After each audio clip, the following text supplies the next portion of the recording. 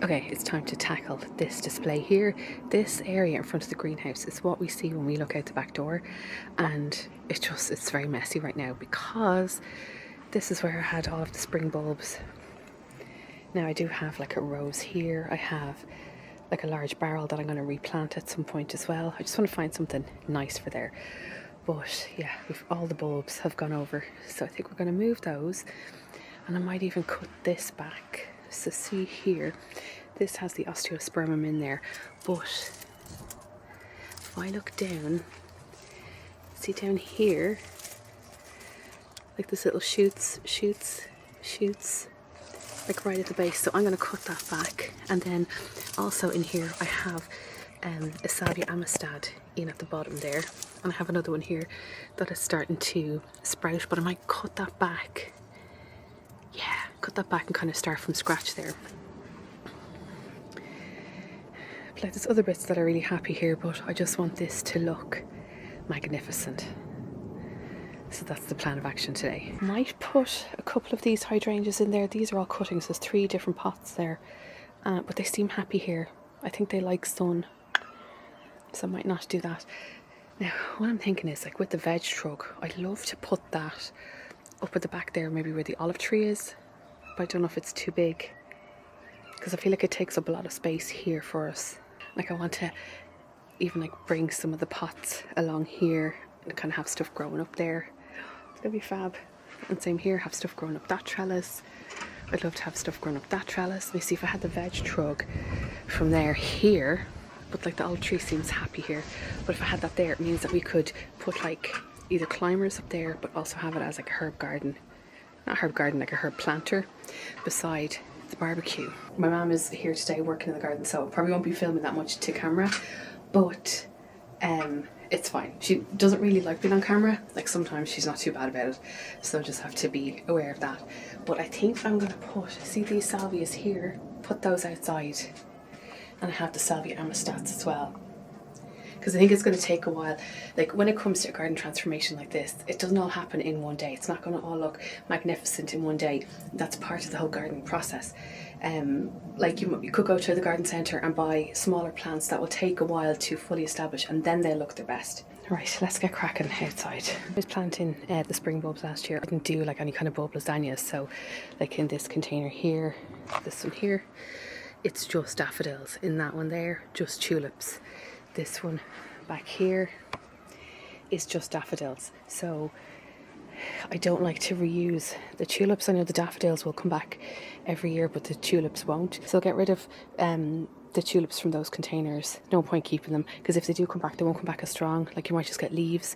So yeah, get rid of the tulips, buy new ones this year, and then we'll deadhead all of the daffodils so that the energy will go back into the bulbs for next year, for next year's display. Oh, look at those little muscari have come up there. They're cute. So yeah, that is just tulips there. That one there is a mix of tulips and muscari. I don't know if muscari come back, but anyway, yeah, just want to like move all that. So it just, the display looks real messy there now, and I think I'll kind of just put together something just for the time being until I go to the garden centre and get new bits. But I think the apple tree seems really happy there, and whatever that tree is there is happy enough. We call that my mum's tree. She bought that last year and it's fab, but it's doing well. So yeah, see, this area gets like a lot of sun during the day, and as I said, it's something that we're going to look out at lots. So I want to try, see those wooden boxes, I might get more of those, because I have wooden shelving to make like 2-tier, but that'll be in a few weeks, because I want to have the plants first before I start doing anything like that, because that's what we have over there. If you missed it last year, I'll link the video below where we did this display. So I have a piece of wood from an old sleeper, and then 3, actually I think there's 2 sleepers there. Yeah, sorry, 2 planks of wood from old veg beds, and we have the different boxes, but you can use like old plant pots if you wanted for supporting them. So it just gives us like a 2-tier display there. First job was to lift any of the old bulbs except for daffodils, because I find personally tulips never come back as nicely the second year or the third year. So I just lift up all the tulip bulbs in particular, get rid of them, and then I'll buy new bulbs later this year, because the mission is to create my own little Kuchenhof display in front of the greenhouse in this exact position, because I just loved Kuchenhof displays. If you haven't seen that video, I'll link it in the description box below. It's just gorgeous. I know that there are certain types of tulips that do come back, but for me, because I want a really strong display in the spring next year, I just said no, I'm just gonna like lift them now. If I had room, I could put them into flower beds, but I just don't.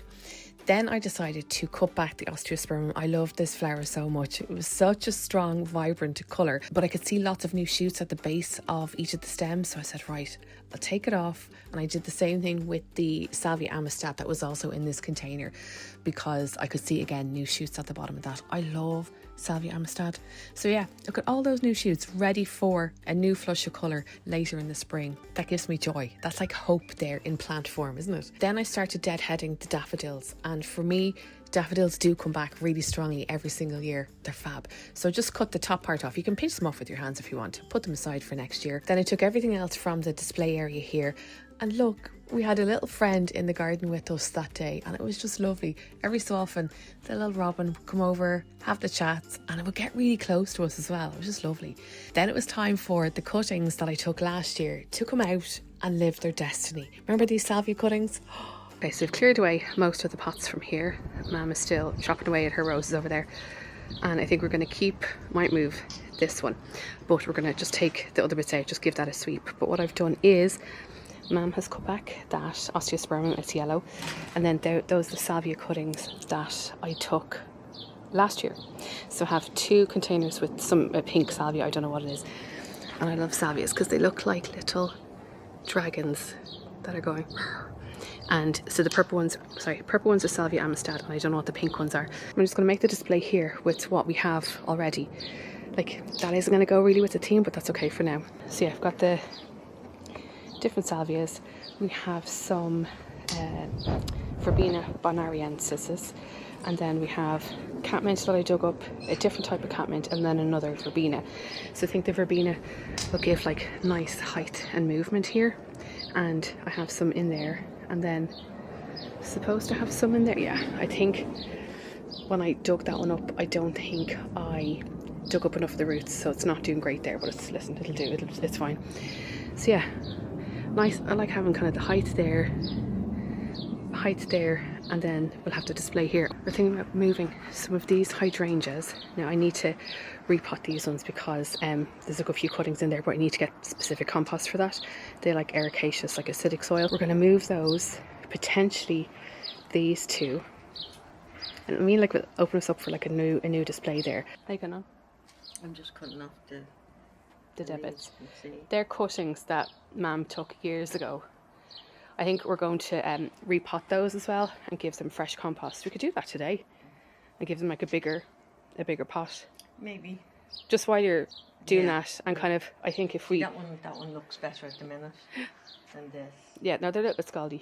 But like, if we put them here in front of that, or we could put them up where those purple ones are. Do you know, we need to give them sun. The goal one day is to have all matching containers for this area, and one of the things that I want to try and do this year for this area is to have tiered displays.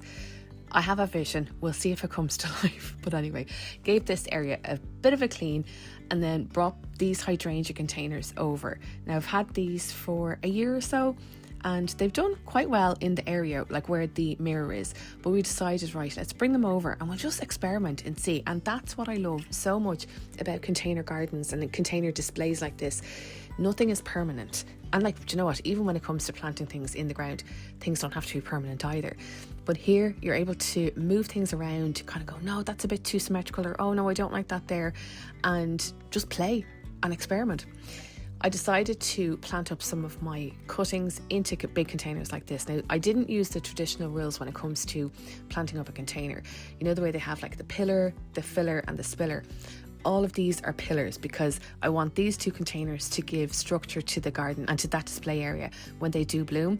These are all quite high, quite tall, quite full, and they're plants that I already had anyway. So I had the salvia cuttings in there. I had some verbena bonariensis and some catmint as well. So these are going to look lovely and smell really nice too. I just get joy planting up containers like this, and you know what? And it makes like things a little bit sweeter when you already have the plants there too. But I'm definitely going to do more cuttings of my plants this year, and I will take you along for the ride when it comes to that, because like these salvia cuttings were so successful. I don't know what salvia it is. I bought a plant last year and I really liked it, and I just took cuttings and hoped for the best.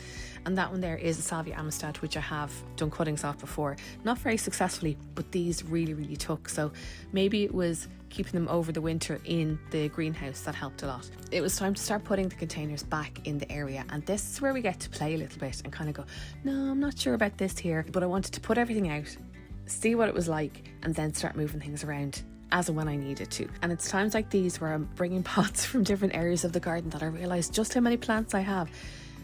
Yeah, I love plants. They make me happy. No judgment here. I know that like you guys who watch the garden segments here on the vlog, I know that you love plants as well. So we just laid everything out just to see what we had, as I said, and then we get to make the decision as to whether we need more plants, what colour we need, and go from there. The display is done for now. And the joy of having them in pots means that we can switch things around when they go over, if we're not happy with them when they bloom. So we keep Mam's little tree there. We've got the little asters, the purple asters. That's either hydrangea pinky winky or hydrangea limelight, I can't remember, or lime wire. We've got like one of the regular pink hydrangeas, a mix of salvias and nepetas in the back there, and verbena.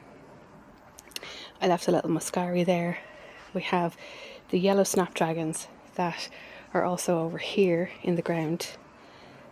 Just put it there, even though the pot is annoying me. I'll have to get a nicer pot for them.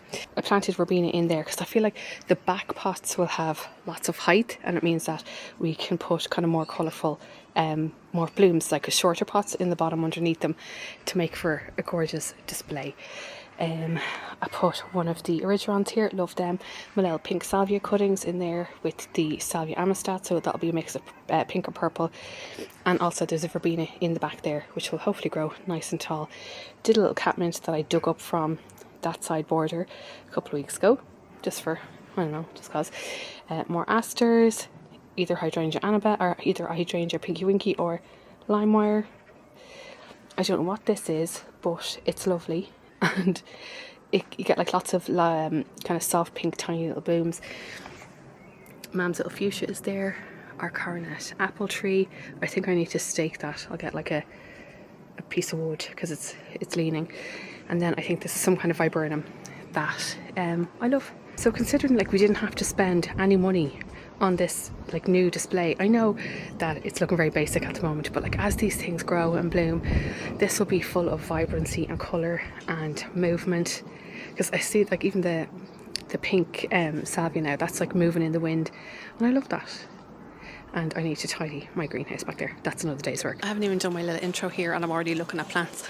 Okay, the mission is to get plants for colour for my cottage garden in containers display, and I'm very excited. So I was already having like a little look here. This is Arboretum in Carlow, and I was looking around at different ideas. Now, as you know from the display that we have at home, like a good few plants that are going to be coming up and blooming, but I want colour for now.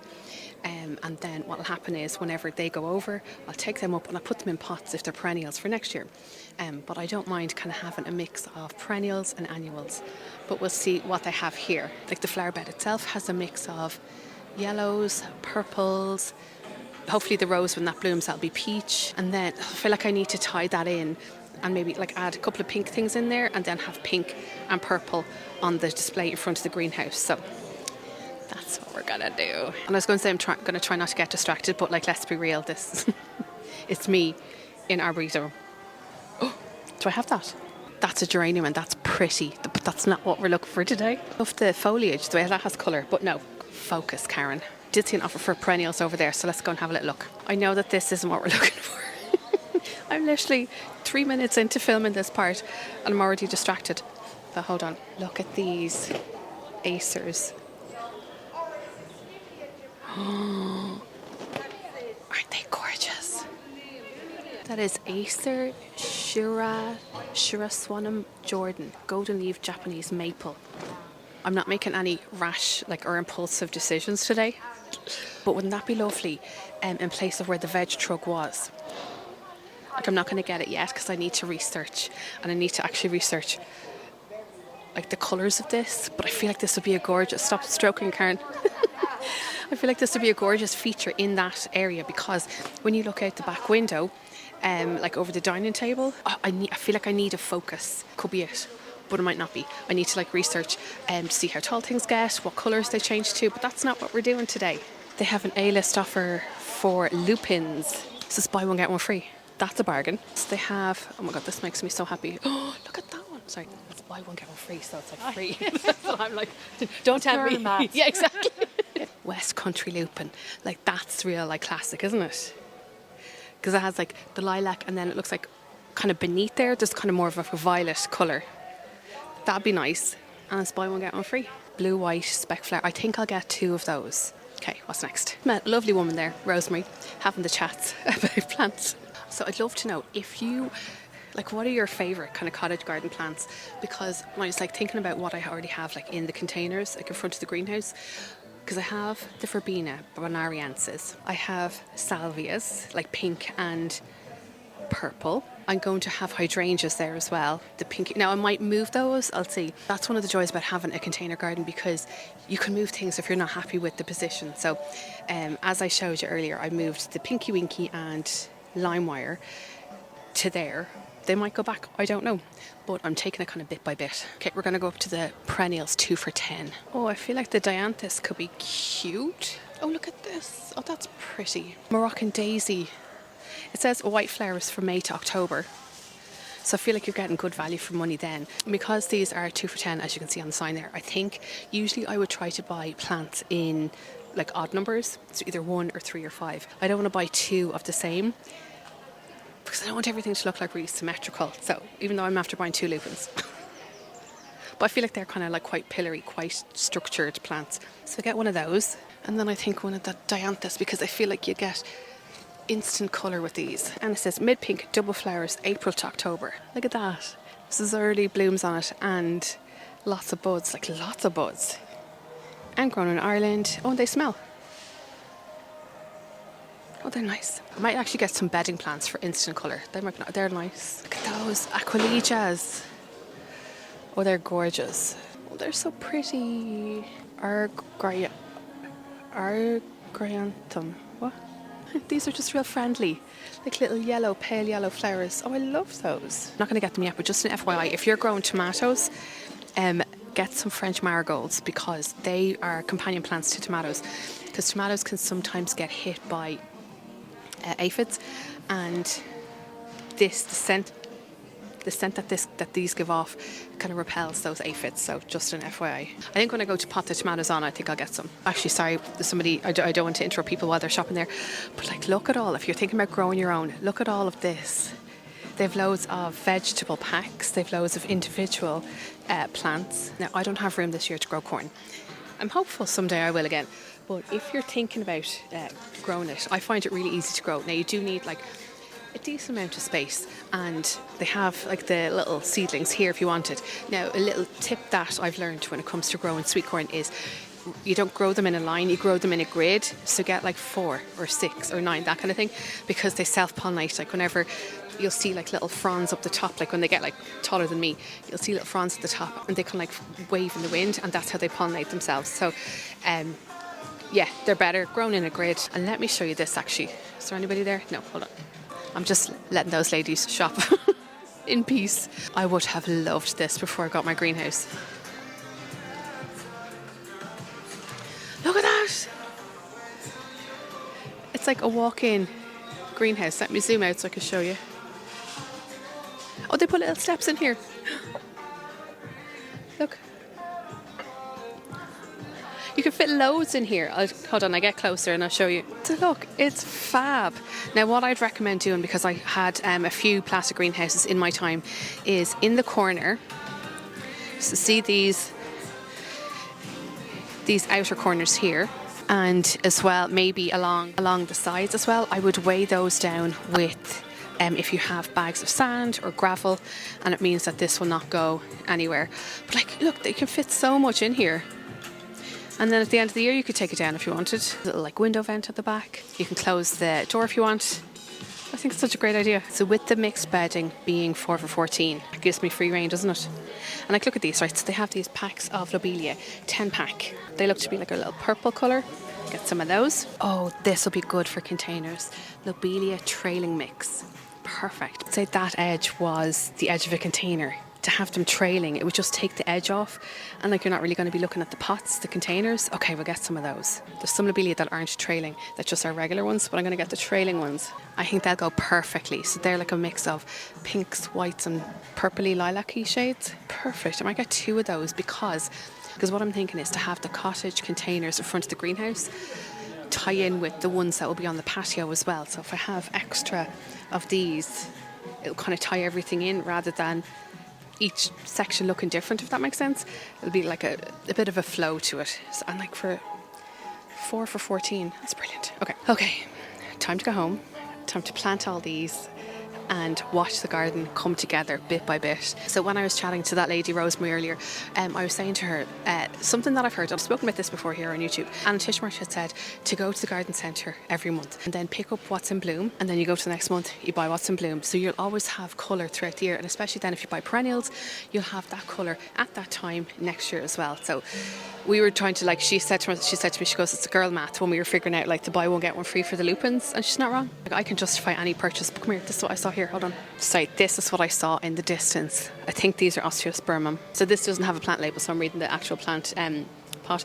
Best in a sunny spot, water regularly, feed regularly, ideal for hanging baskets and patio containers. Don't eat them. Now I have grown osteospermum before and I cut them back, the orange ones that we had on the patio, in front of the greenhouse, but these are going to be fab. I think that's what I love about osteospermum so much. You get those different hues. So when they start off their life, they're pale like this one, and then as they age, they get a bit deeper in colour. Okay, let's go home and plant all of these things. I'm real happy. I gave all the plants a good water from beneath before I started to plant them out, just to give them their best start at life in their new home. And I started off small and I decided to put some of the bedding plants in with the hydrangeas. I did have a Google to see would that be okay, and it came back saying yes. And you know what, again, this is just going to be an experiment. I've never done this, but I do love the idea of underplanting. And I remember on the Loxtown press trip, one of the growers there in Provence said that naked soil has no life, and they're all about underplanting over there, and it's something that's kind of stuck with me. So I decided, right, I'm just going to do that. Underplant the hydrangeas, and again, we'll see how it goes. I did some of the trailing lobelias and I think the nicotine, I can't remember what they're called. Now, you know me when it comes to plant displays, I don't always like things purely symmetrical, but for these 2 containers, I decided to make them the same. So I put a lupin in each one of them, making sure to tease out the roots. I put one of the little, I can't remember what they're called now, the little pale yellow flowers. I just thought they're really pretty. They're like a mix of a daisy and something else. I don't know. And I put a couple of bedding plants in it as well. So I'm not going to have them as like one on this side, one on the other side, like perfectly symmetrical and all that. No, I feel like these are going to be able to be standalone containers if I need them. And even though I'm doing all of this for the display in front of the greenhouse, I say in front, it's the side of the greenhouse, but it's what we see when we look out the back door. I'll be able to put these on the display area where the mirror is on the patio too. So I feel like I want the garden to be more cohesive this year. We'll see what happens. You know me, as I said before, I like to buy the plants that I like and then I figure out what to do with them and where to put them afterwards. Now is the fun part, and the display that I made the other day, I started taking it apart. And this just makes life so much easier, being able to move things around, slotting things in and kind of going, oh, I don't know if I like that there. It's almost like a game of Tetris when it comes to this. I didn't want the pots kind of over on the grass area, so I just was like moving things around, decided that I didn't want those hydrangeas there. And you can be as creative as you want or as simple as you want. I was trying to make sure that the colours were evenly dispersed across the whole display. Now I know that a lot of the flowers still have to bloom, which is fine. And when I was recording the voiceover for the reel of this, one of my last things to say was like, and now we wait. And I feel like I say that in all of the garden videos, but that's one of the things that gardening has taught me. And I've spoken about this before. With gardening, for me, I get the mental health benefits when I'm planting containers like this, because I find it really peaceful, really therapeutic and really mindful, because you're just doing what you're doing at that moment in time. And then you get to wait for the plants to grow and to bloom. The osteospermum just deserved their own moment. I was going to put them into a larger container, and then I said no, I'll give them their own container for now because they can get quite big, and I feel like the colour of them, they're quite striking as well. Now chances are I will pot them up when they grow because they will take up a lot of space. As you saw from earlier, the large kind of orange osteospermums, they got huge and I loved them. So yeah, this is my little display. Okay, we're done for now. And now we wait. It's like famous last words, oh, it's about to rain. So as you can see, the containers are still packed with foliage, but we have a little bit more colour now. And as the plants that I planted establish, we're going to have even more colour, more drama, more impact. So I planted this osteospermum in the pot on its own because they get quite big and I can move them around if and when I need to, because this is the thing as well with pots. You don't have to keep them in the same lineup, the same container. We'll move things around. This container here and that one are going to have like lots of height. So it's nice to have colour in the lower containers for now. I love the little pops of pink and yellow and purple. I will leave the Origeron here just for now because when they start off their life, they start off as a white daisy. As the flower continues, you see they go pink. So that's going to be a lovely mix of pink and white. I think it looks good. And this is the thing, this is going to look even better in the coming weeks when plants established, when they start to bloom and everything. So I'll be out. Oh, it's starting to rain. Let's go into the greenhouse. I feel like that was a lovely therapeutic job to do. There's lots in here in the greenhouse that I need to water, so I'm going to go do that now. I'm not going to film that, it's boring. It'll just be me pouring water on things and sitting them. I have a few plants outside in the gravel trays that I have water in, and I'm going to just water them from beneath.